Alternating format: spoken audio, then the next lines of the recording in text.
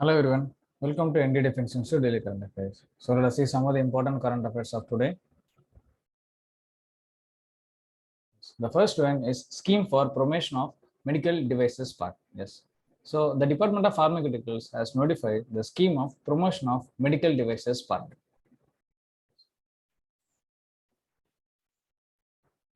Yes. So the medical devices part, it will be developed under the scheme for common infrastructure facilities for a robust ecosystem, because the importance of these medical devices was felt a lot during this pandemic, during this liquid medical oxygen and other things, doing oxygen beds and all. This was heavily filled during the pandemic period. So that is why government is trying to give a boost to this. Yes. And it also reducing the manufacturing cost significantly. Setting up this medical park will reduce the manufacturing cost. So the total outlay of the scheme is 400 crores, and it will continue for up to 2025. Yes. And the financial assistance which will be given for setting up this specific medical devices park would be 70% of the cost of infrastructure facilities. Yes. So in case of northeastern states and hilly states, the financial assistance would be 90% of the cost. For other thing, it is 70%, and for hilly region, it is 90%.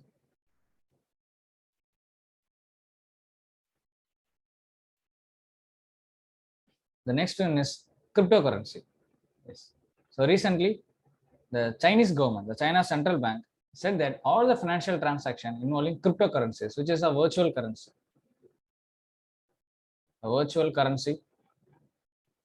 example Bitcoin. So they said that all the cryptocurrencies are illegal. Okay, and they officially announced it is illegal, and it led to the final ending of the digital trade of China after this crackdown on this volatile currency. So why these bitcoins are called as volatile currency in the sense? Volatile means easily evaporatable. Yes, because the rate or the value of the Bitcoin, okay, it keeps on rising suddenly and goes to down, okay, immediately. So a lot of fluctuations happen with respect to this coin. So that is why they say it is a volatile currency.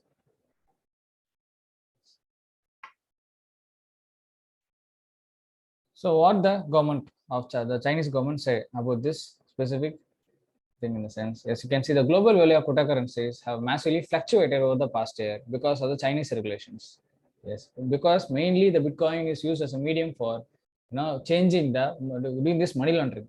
Okay, money laundering means unaccounted money. How to make the black money into white money, or how to make unaccounted money back to the economy. Because when the money is accounted, you have to pay taxes. When it is unaccounted, you don't need to have pay taxes. So that is why the money which is unaccounted for the purpose of tax evasion is called as black money, and and making the black money into white money is called as money laundering. So this virtual currency related business or illegal financial activities, they said. So as of now, India RBI has appointed a committee to see whether, as of now, the Bitcoin is not legal in India. The central government, the central bank, the RBI does not recognize it, but the RBI has appointed a committee to study whether it can be made in India, and if so, if it is made in India, on what basis we can do on top. So the committee is preparing the report. So on this backstage of this, China has said that they were banning all the cryptocurrencies. Yes, you can see it related to all financial activities involving cryptocurrencies like crypto, selling tokens, transactions involving virtual currencies, illegal fundraising, crowdfunding, all those things. Yes.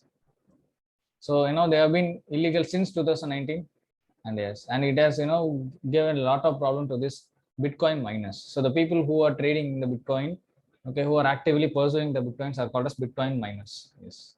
So this crackdown says that the China will be introducing their own digital currency. Yes. So the El Salvador, a country in South America, is the first country to make Bitcoin legal. Bitcoin legal.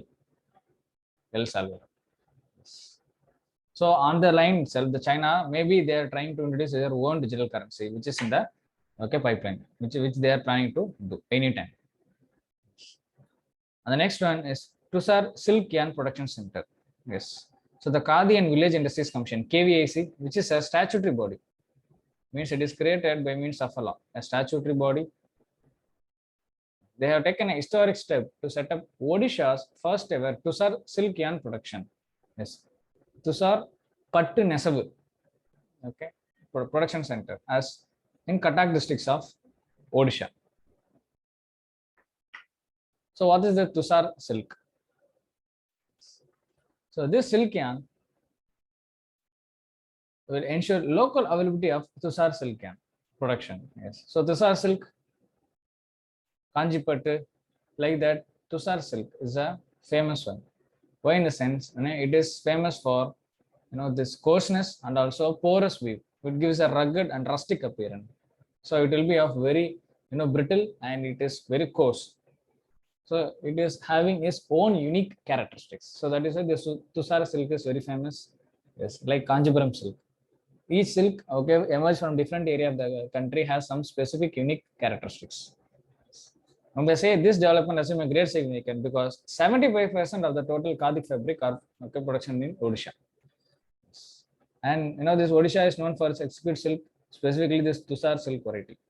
Yes, and they provide livelihood to a lot of people. So the implementation of this production yarn, Tusar silk production yarn, will enable livelihood opportunity for a lot of people who dependent on this weaving occupation.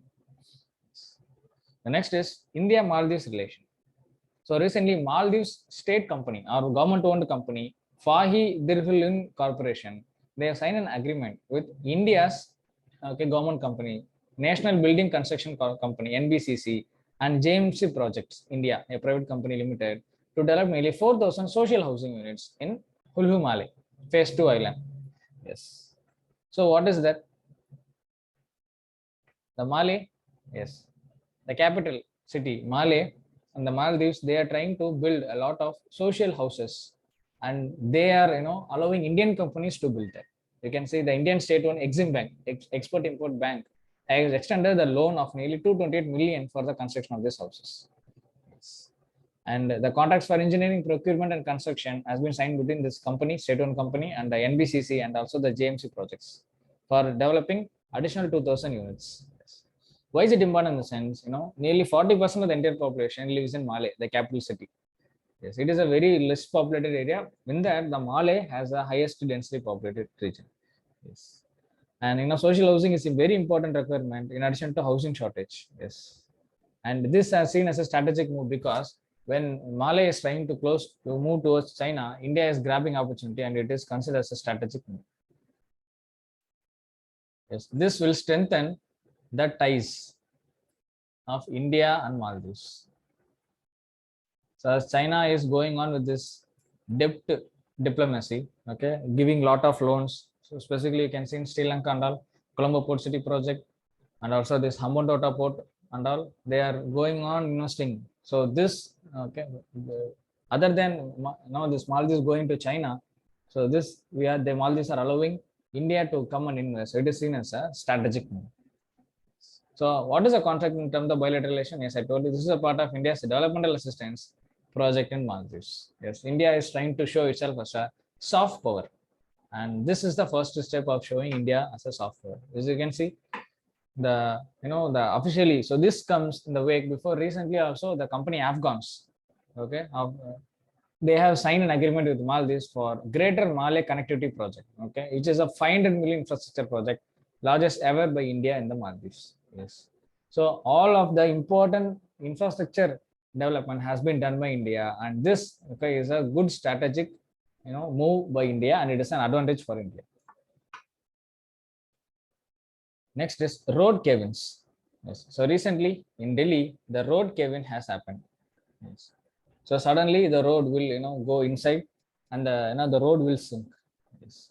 Why? In the sense because of the intermittent rainfall. Yes, increase in the road. So when the rainfall increases, obviously this this cave-in started to increase.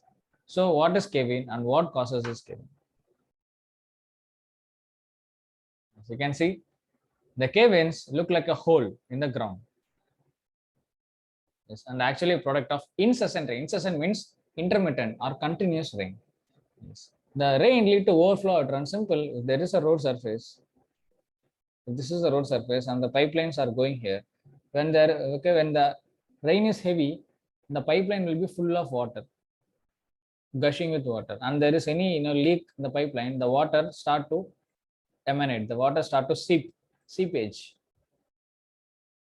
seepage of water. And this, okay, lot of soil strata will be there with okay, compactly packed soil strata. When the seepage happens, what happens? Okay, the soil started to erode, and because of the gravity, the soil here started to go down. Erosion of soil happens because of the seepage of water. So what happened? Obviously, this cave, this region started to go down, and this is called as caving. Yes. So main thing, leaks in the pipeline. Yes. So the road overage collapses, and the collapsing period, okay, differs. Okay, if the seepage is larger, it will take a larger time to collapse. A gradual collapse happen. If the seepage is sudden and higher, immediately it will collapse. So how to fix? Yes, the first step is to find the leakage, where the leakage is there, and then you plug the leakage and you compact the that area with the gravel or sand. So if this is a smaller cave, we can compact with gravel, and if it is a larger area, you can compact with sand. Yes. So the work on the pipeline started. So location of the leak, you have to find the leak, plug the leak. That's it. So make sure the leak won't happen again. So this is the only method to stop this caving. So how can we avoid it? As you can see, integrity of the pipeline should have to be checked. Simple. Okay, you have to know that whether, okay, this is the pipeline from this end to this end, is there any leak in between? So you have to make sure there is no leak, okay, along the pipeline, and you have to maintain the proper, structural integrity of the pipeline. Then only we can able to avoid this kind of cave-ins. Yes. So this cave-ins led to a lot of death. Another, in Bangalore also, Bangalore, and recently in other cities also, we can see, okay, the cave-ins and all, the motorists used to come and plug their vehicle in the cave-ins, and lot of cars and all, they used to subsume under this cave-ins. So this is a hazard. Next is Changi 5 lunar mission. Yes. The China's ambitious moon mission. Okay, lunar mission is Changi. Yes. So the Changi 4, which is launched by China, was the first one to go to the South Pole. South Pole of China. South Pole of Moon. Changi 4. And the Changi 5 lunar mission launched by China in December 2020. Yes. And while it came back, it delivered nearly 2 kg of rocky fragments and dust from the moon. Yes, it is considered as one of the successful mission of China. Yes, and the scientists started to work on what that sample, okay, that rocky sample that that the satellite took, that orbiter took from moon, and they are saying that, okay, it like exotic fragment. Exotic means out of the world. Whenever a product or whenever a species is called exotic, it means that it does not belong to this area. It is from outside. It is a foreigner or outsider. Yes, and they are analyzing the sample, and they have given some earlier description about the sample analysis. So what is that? You can see here. So 90% of the materials collected by Changi, yes, is likely to derive from the landing site and the immediate surrounding, and it is nothing but a mere basalt. So basalt rock, it is a igneous rock. Yes. Igneous rock. When the magma cools outside, okay, from the magma, it is the basalt rock. It is a simple basalt rock. Yes. And these volcanic rocks, as I told you, yes, they are visible to darker gray areas, and it is because of the ancient eruption of lava. So it shows that already there are a lot of informations and proof that there are a lot of volcanoes, dormant volcanoes in moon. Yes. And nearly the 10% of the fragments have some exotic chemical compound, which means those chemical compounds are not listed in the periodic table. So if any chemical does not fit into the periodic table, it means it is the exotic chemical composition. It is yet to be arrived. Yes. So it shows that this, either these fragments belong to the moon itself, or some other asteroids and comets which struck the moon. Okay, even it may also the space rocks that have impacted the moon surface. It may also be that. We will never know. Okay, it is just the initial stage. We can know about it in the upcoming future. The next is drone airspace maps. So the central government, recently the Ministry of Civil Aviation has released this drone rules 2021.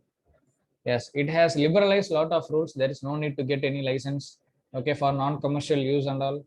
Yes, don't know, DGCA license is not needed. You can, use the drone for non-commercial use. Lot of relaxation has been given in the drone rules.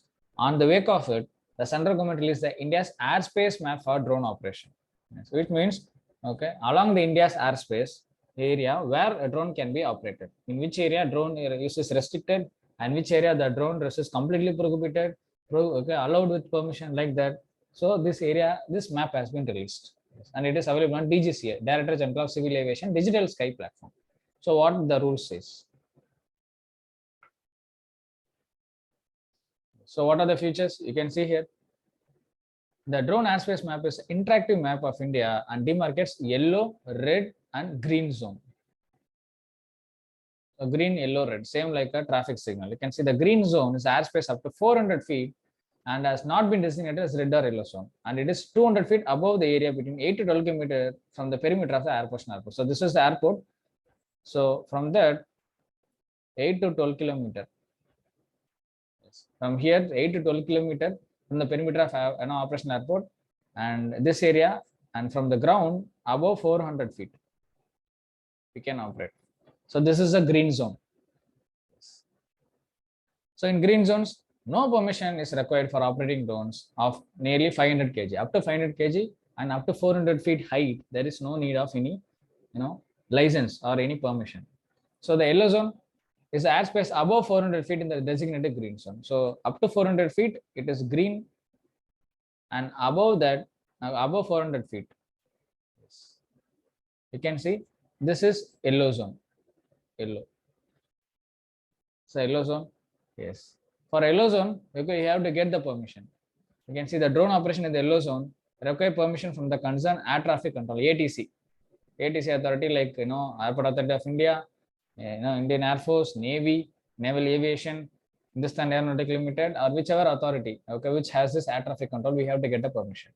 So the yellow zone also been reduced from the earlier 45 km to 12 km from the airport perimeter. Yes. Before that, from here up to 45 km, the yellow zone was spreading, which means you cannot able to fly. Okay, up to 45 kilometers on the perimeter, but now it has been reduced to 12 kilometers. Simple. Again, it is a relaxation to encourage the use of drones. Yes. Red zone, it is a no drone zone. Obviously, stop. Yes. So drones can be operated only after permission from the central government. Yes. Other than that, you cannot able to operate. Yes. If you operate, it will lead to penalization. So this airspace map may be modified from time to time, and you can operate. Anyone who want to operate this drone, they have to check the map if there any change in the boundaries. Yes, and this is available free of cost, and it is available in the digital sky platform of DGCA, Director General of Civil Aviation. Yes. So all this is done to encourage the drone market and the drone ecosystem in India. So recently in Chennai, the drone, the UAV or drone is used for spraying this, disinfectant to reduce the spread of dengue and malaria along the home stretch. So instead of, in person throwing of this, disinfectants, the drones will be used. So next is C-295 MW transport aircraft. So the Ministry of Defense, they have signed a contract with Airbus Defence and Space in Spain for the acquisition of 56 numbers of C-295 medium-weight transport aircraft for the Indian Air Force. Yes. So what is that? What is the deal is all about? You can see that. So this is a CW, okay, C-295 MW aircraft. So the Ministry of Defense, they have signed this offset contract with this Airbus Defence and Space. Yes, we have it. They have to discharge this offset obligation. So what is this offset? Offset class. So this offset class has been provided in the defense procurement policy of 2005. What is in this? And simple, if India Ministry of Defense is getting any trade or any agreement with a private company of other country for technological getting acquisition of any technology, for example, you take Rafale. So if there are any contract, then the company who wins the contract, who transact the specific defense equipments, they have to provide this offset class. Means, for example, we have to nearly 30% of the contract value.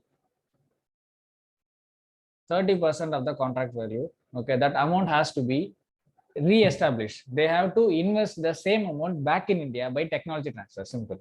So I am signing a deal with another country for any purchase of any aircrafts.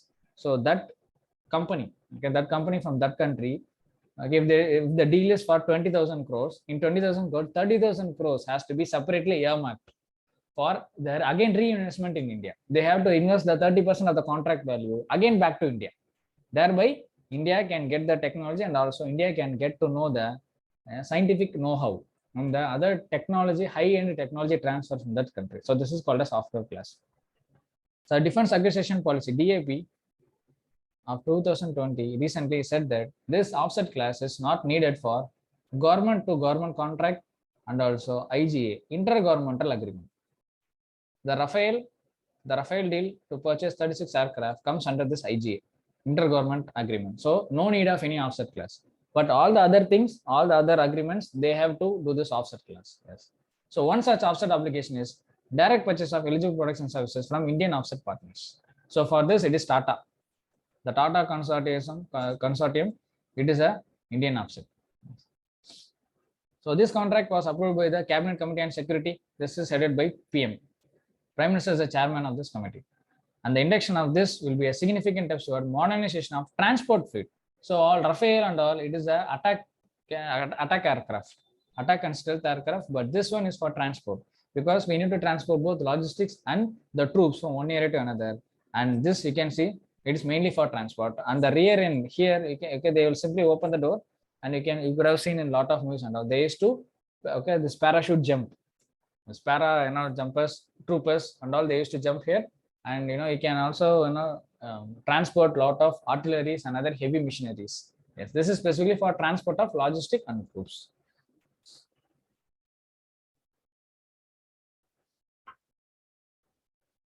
As I told you, so it is a transport aircraft carrier of 5 to 10 ton of capacity, 5 to 10 capacity with contemporary technology replace the Avro transport aircraft of IAF. Yes.